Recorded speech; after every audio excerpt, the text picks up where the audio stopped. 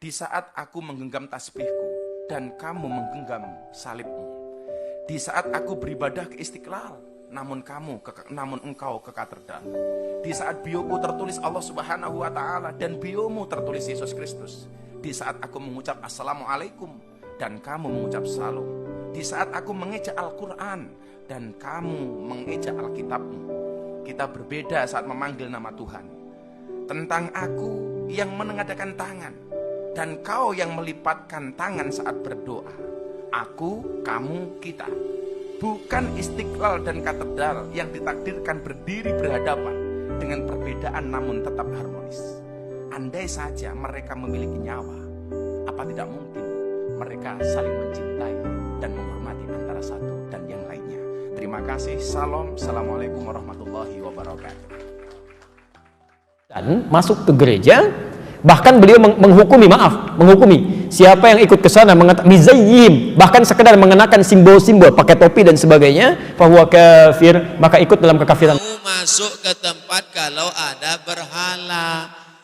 Nabi tak mau masuk rumah kalau ada berhala di situ. Nabi tak mau masuk. Apakah berubah iman Nabi kalau masuk ke dalam? Saya tanya sekali lagi. Nabi tak mau masuk ke dalam rumah, ke dalam tempat, kepala gedung apapun kalau ada berhala. Apakah iman Nabi akan berubah kalau masuk ke dalam? Tidak. Kenapa dia tak mau masuk? Kita ikut sunnah Nabi apa ikut sunnah orang? Sunnah Nabi. Saya ikut Nabi. Kalau ada di antara ibu yang mau ikut orang, silakan. Saya ikut Nabi. Kamar sini, saya kamar sini. Tapi ketika berdoa di sini mengingkari, ya, yang itu nggak benar, ini yang benar. Dia mengatakan itu nggak benar, ini yang benar. Nggak akan maslahat kehidupannya. Ya. Makanya kata Buya Hamka dulu, sesungguhnya orang-orang, yang terjebak dengan kemunafikan tingkat tinggi, yaitu orang yang hadir pada ibadah agama umat lain. Itu hipokrit paling tinggi kata beliau. Karena dia datang pada satu acara, hatinya mengingkari. Kok bisa hati orang mengingkari datang pada satu tempat yang ada? Ya.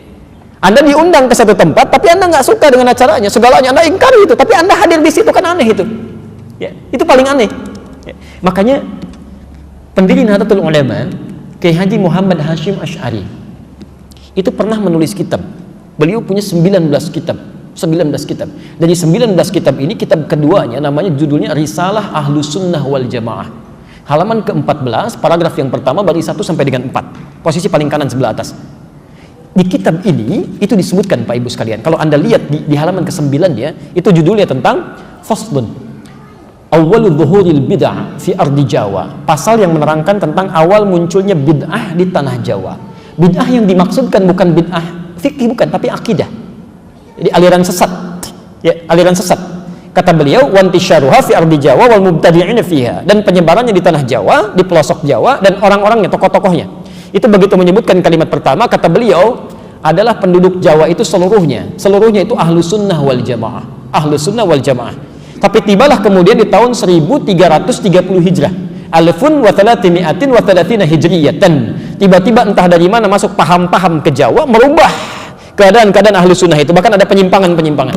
Ya. Halaman 10-nya paragraf kedua bagi 1 sampai 3, posisi paling kanan sebelah bawah. Di antara aliran menyimpang itu, ini bukan kalimat saya, tapi saya bacakan kembali dari kalimat kitabnya.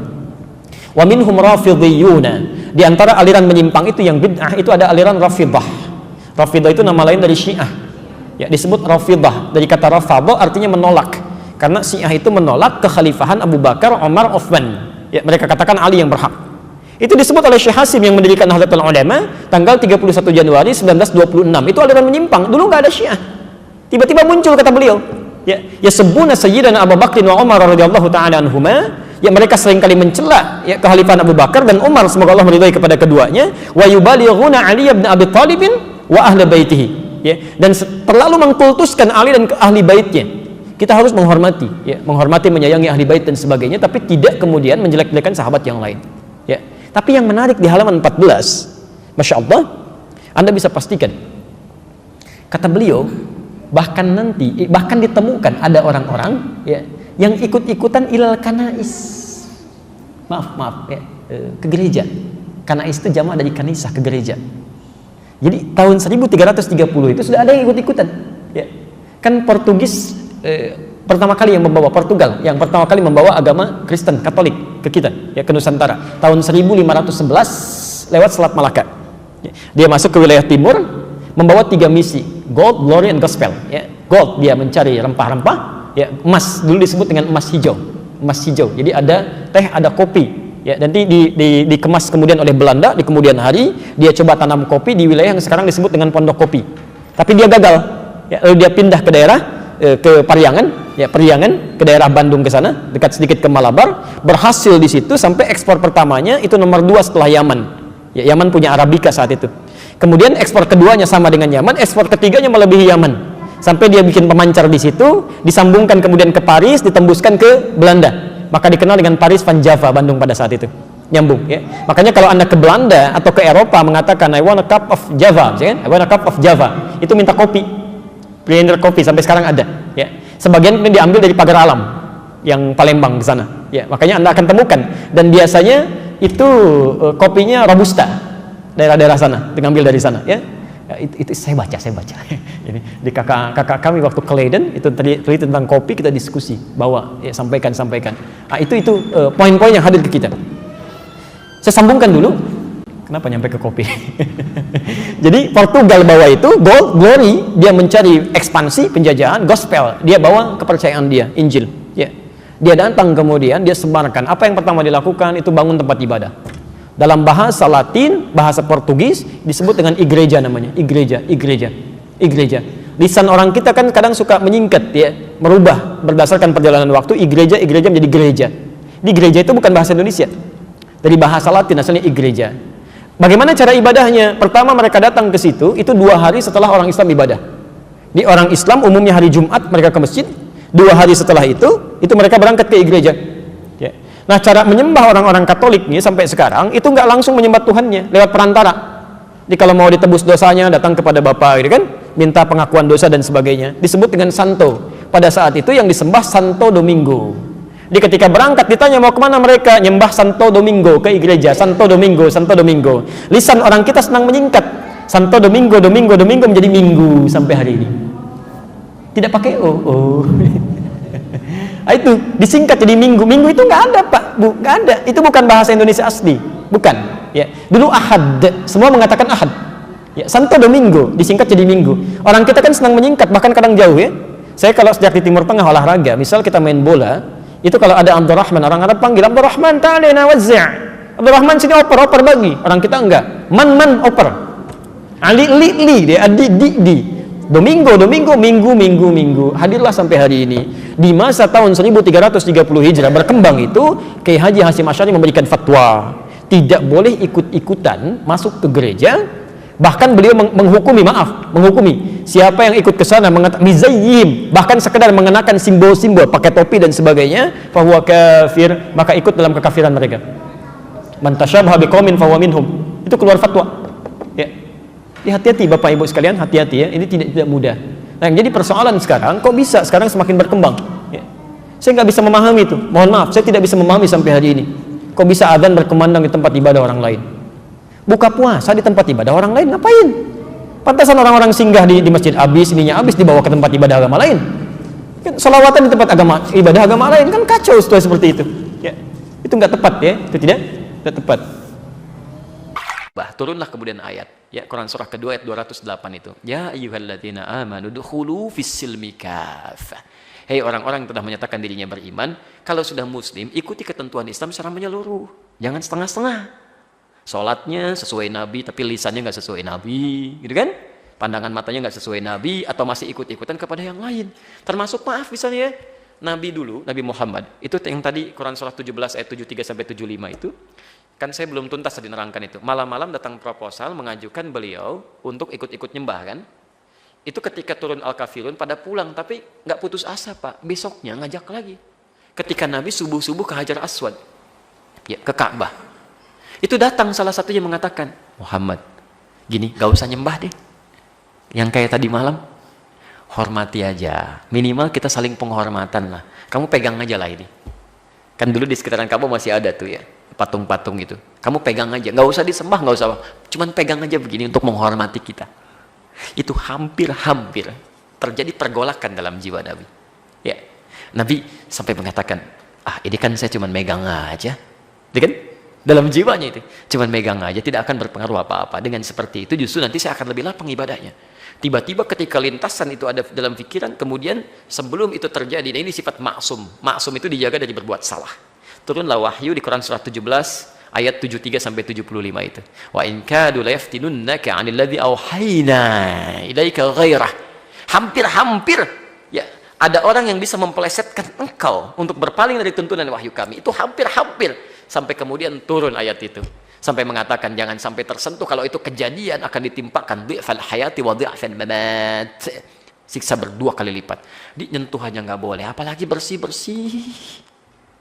Itu ada anak-anak pakai kerudung, anak-anak SD, anak-anak SMP, diminta bersih-bersih tempat ibadah orang lain. Allah, dosanya banyak itu. Tolong aduh anak cucu kami jangan dibawa seperti itu ya. Tolong jangan dipelesetkan itu. Kalau Anda mau ingkar aja sendirian, jangan ngajak-ngajak orang lain. Itu pun kami doakan supaya bertobat itu kan. Jadi tolong jangan mengajak kemaksiatan. Kalau nggak paham agama, berkonsultasi. Jangan mengajak orang lain melakukan kesalahan yang fatal.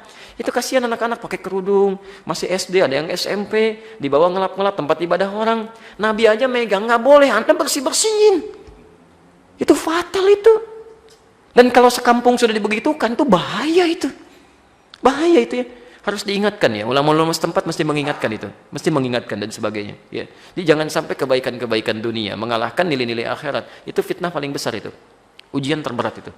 Ujian terberat itu datang dari orang baik yang menyimpang, itu paling berat ya. Orang yang kelihatan baik tapi menyimpang itu paling berat, sehingga ketika akan diluruskan ya sudah pada ngasih duluan ya kan, sudah dibiayain, sudah dibeasiswain, jadi sulit nolaknya. Itu yang berbahaya itu. Allahu Akbar, itu masih biasa Pak, apalagi Dajjal yang turun. Dajjal yang turun. Dajjal itu Allahu Akbar ya, nunjuk ke langit hujan, turun hujan. Nunjuk ke tanaman mati dia tuh. Jadi kalau yang kecil aja belum kuat, apalagi yang besar-besar. Yang kecil-kecil tuh baru handphone, ini uang. Itu baru yang kecil-kecil. Udah 10.000 orang, apalagi Dajjal beneran yang turun. Jadi kalau yang kecil aja Anda belum bisa menjaga kekuatan iman, apalagi padang dahsyatnya itu. Hati-hati. Ayo keluarga dibina dengan baik ya. Tuntunan Rasul itu dilihat. Makanya lakad. Jangan pernah ragu dengan tuntunan Rasulullah SAW. Ya Nabi dulu aja nggak ragu gitu kan. Itu baru 2 kalimat tuh lakad. Hadisnya belum dibaca. Habis itu baru ayatnya tuh. Ya. Haram hukumnya masuk ke rumah ibadah orang lain. Haram.